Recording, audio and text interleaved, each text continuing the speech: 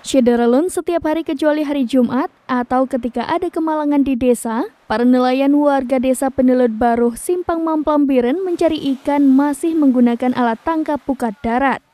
Alat tangkap ikan tradisional yang sudah digunakan nelayan selama puluhan tahun itu menjadi andalan utama dalam mencari ikan untuk menutupi kebutuhan rumah tangga.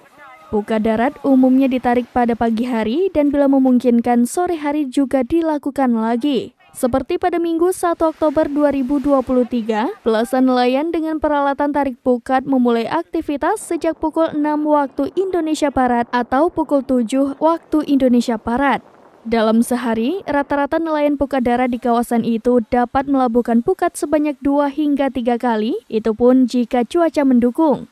Setelah menebar jaring sepanjang hingga 800 meter yang ke lautan, para nelayan secara bahu-membahu menariknya hingga ke bibir pantai. Usai pukat ditarik, masyarakat yang ingin membeli ikan segar sudah menunggu di bibir pantai.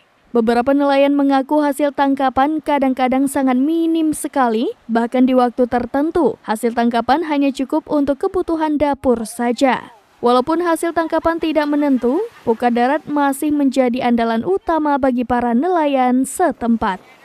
Dari Biren, Yusmandin Idris, serambinews.com. Download Tribun X sekarang, menghadirkan lokal menjadi Indonesia.